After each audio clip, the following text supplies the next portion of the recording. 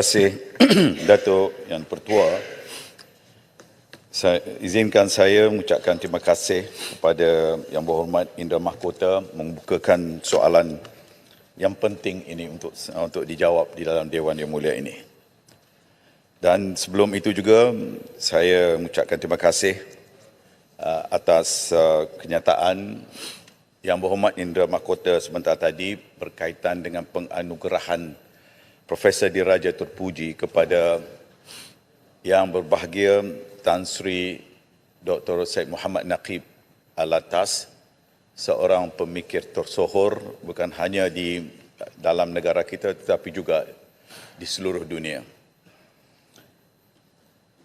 Yang Berhormat Datuk Yang Dipertua, saya menyedari keresahan di kalangan khalayak dan juga di kalangan akademik khususnya berkaitan dengan kenyataan UKM tentang perkeliling pejabat pendaftar, iaitu pemakluman larangan membuat kenyataan yang boleh membawa kemudaratan awam.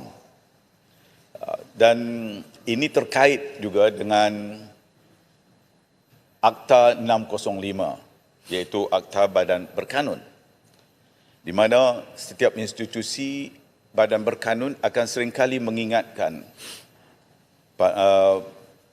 staf mereka berkaitan dengan yang boleh dan yang tidak boleh mereka lakukan. Namun, saya juga memahami dalam konteks sebuah institusi pengajian tinggi, seperti yang dilontarkan oleh Yang Berhormat Indra Mahkota juga, daripada latar belakang saya yang berada di sana sebelum ini. Dan yang menjadi persoalannya ialah bagaimana pengurusan universiti mengambil perhatian terhadap setiap arahan ataupun peringatan yang diberikan oleh pihak JPA berkaitan dengannya, kerana ia terkait dengan badan berkanun yang tersebut. Lantaran itu, antara langkah yang telah pun saya ambil untuk memastikan supaya sebarang arahan itu tidak hanya ditafsirkan secara sahala, apatah lagi dalam konteks sebuah institusi pendidikan tinggi, universiti sebagai contoh, iaitu setiap arahan itu tidak boleh dianggap hanya semata-mata boleh dilaksanakan di semua peringkat. Dan ini telah pun saya buat teguran kepada universiti kalau sekiranya ada kekeliruan atau kekaburan dalam tafsiran yang dikeluarkan itu, maka hendaklah terlebih dahulu dimaklumkan kepada pihak berkuasa, termasuk juga di peringkat Kementerian Pendidikan Tinggi untuk kita perjelaskannya. Dan peringatan itu diambil. Ini kerana Yang Berhormat Datuk Yang Dipertua, saya seringkali mengingatkan kepada universiti bahawa universiti itu adalah mewakili sebuah negara, iaitu microcosm of the nation. Jadi ini yang sangat penting untuk diambil perhatian. Lantaran itulah juga selepas perkara ini timbul, saya telah mengadakan mesyuarat di peringkat tertinggi untuk melihat kenapa kekangan seperti ini berlaku dalam konteks dunia akademik kita. Maka halangan terbesar ialah kerana kita ada Akta 605. Yang Berhormat Indra Mahkota tentunya faham sebab beliau juga pernah berada di sana. Dan beberapa cubaan telah pun dibuat, dan sehingga kini pun saya telah pun meminta supaya Akta 605 ini juga dilihat semula bagi memberikan pengecualian dalam konteks universiti awam. Kerana universiti awam itu dianggap sebagai badan berkanun. Dan di dalam Akta 605 itu ada 12 institusi yang dikecualikan. Maka sudah sampai masanya juga kita perlu melihat dalam konteks sebuah universiti. Sebagai contoh dalam konteks perkara 18.1, 18.2 yang menyentuh tentang perkara yang boleh, perkara yang tidak boleh. Makanya dalam konteks sebuah universiti awam itu, kita perlu melihat dalam konteks universiti itu. Tidak terlibat dalam keseluruhan perkeliling secara awam atau secara umum yang diberikan kepada semua pihak yang terlibat, yang tertakluk di dalam kategori yang disebutkan sebagai badan-badan berkanun. Dan ini antara langkah yang kita sedang lakukan, dan langkah ini dianggap antara langkah kehadapan radikal, quote-unquote, dan saya sedang mencuba untuk melakukan perkara ini bagi membolehkan supaya iklim dalam sebuah universiti itu tidak terkungkung dengan ketakutan untuk menyampaikan pandangan mereka. Tapi dengan syarat, dalam tradisi keintelektualan, kesarjanaan, seseorang yang akan bercakap itu, dia tidak akan bercakap secara merapu dengan izin. Ya, tanpa fakta, dengan membuat teori-teori yang bukan-bukan. Tapi inilah yang saya sebutkan tadi, kita akan lihat semula ke dalam konteks akta ini. Terima kasih. Soalan tambahan yang berhormat Indra Putra. Terima kasih Indra yang Mahkota. berhormat. Maaf, Indra Mahkota. Saya kira jawapan yang diberikan itu sangat melegakan dan saya fikir itu adalah antara langkah yang progresif menuju reformasi pendidikan yang lebih luas, termasuklah soal memastikan universiti itu ada rohnya. Yang berhormat menimbulkan perkara yang sangat mustahak bahawa universiti tidak boleh dilihat seperti sebuah jabatan kerajaan yang lain. Ini sangat mustahak. Kerana itu, sebagai contoh, apabila kita melihat universiti, tak boleh kita menggunakan konsep measurement atau pengukuran, tetapi harus menggunakan konsep evaluation atau penilaian. Kalau tidak, dan ini saya nak bagi kesnya, apa yang berlaku di Universiti Harvard, yang berhormat quote buku Excellence Without Soul satu ketika dulu, yang dikarang oleh Harry Lewis.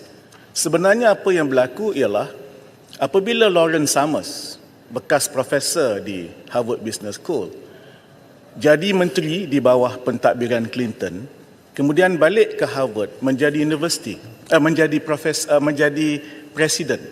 Masa itu dia terlupa tentang cara dan gaya dan budaya universiti. Dia terbawa-bawa cara seorang pentadbir. Kerana itu lahirnya buku itu dan kritikan kepada Lawrence Summers, dan akhirnya beliau meninggalkan universiti kerana dia sedar dia sudah tersilap langkah. Universiti ada kaedahnya, ada budaya pentadbirannya, dan saya harap ini akan dapat yang berhormat teruskan usaha yang terpuji, kami akan mendokongnya. Terima kasih. Yang berhormat Menteri Pendidikan Tinggi. Terima kasih yang berhormat Indra Mahkota yang sangat aktif sebenarnya di dalam caucus beliau.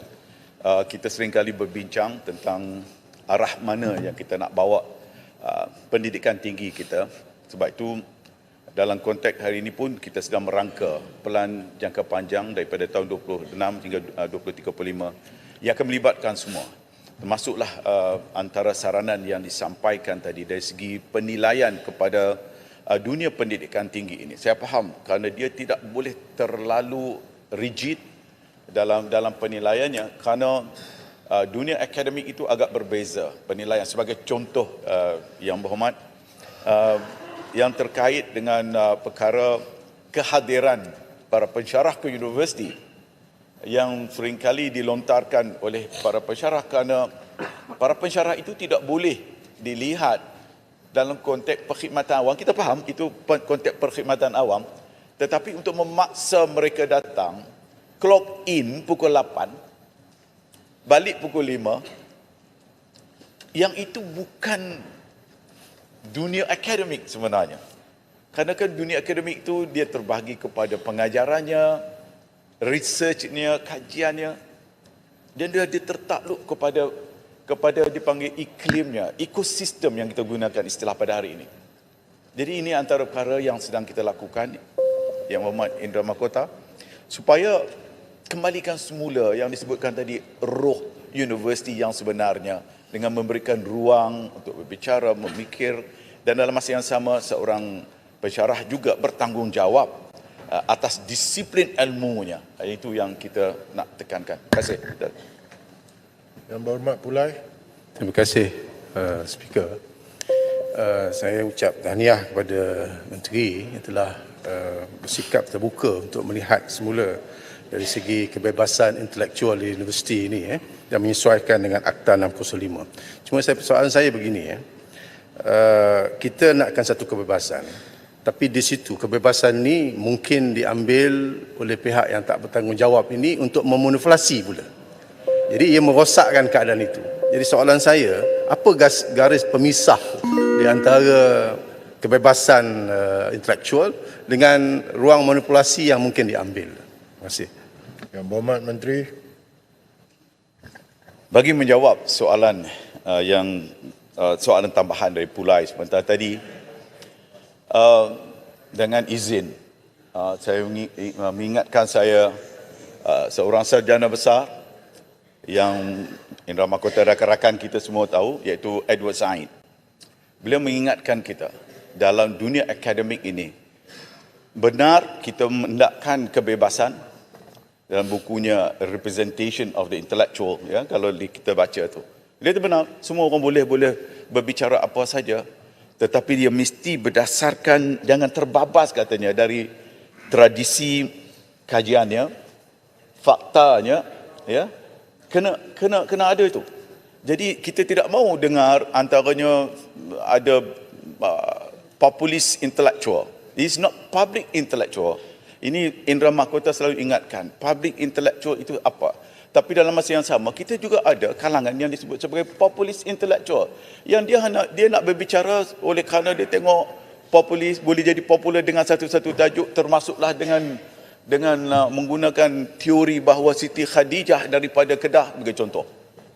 Dan ini menimbulkan kekeliruan, dan ini yang disebutkan oleh Profesor Said Hussein Alatas, dipanggil sebagai the intellectual laziness yang terangkum di dalamnya, yang dipanggil sebagai the captive mind, ya, minda tertawan. Jadi mereka kena tahu tu. Jadi dia menjadi satu, yang kata, sebagai disiplin diri. Sebagai seorang intelektual, pensyarah, you boleh bercakap apa saja, tetapi mesti tertakluk kepada disiplinnya dan juga berasaskan kepada asas-asas yang baik, data-data yang baik. Kerana seorang intelektual itu, ya, jangan sampai akhirnya orang anggap bahawa intelektual itu sama saja yang berada di bawah sana. Jadi inilah yang seringkali kita peringatkan, ya. Dan saya harap penjelasan ini dapat memberikan gambaran secara keseluruhannya.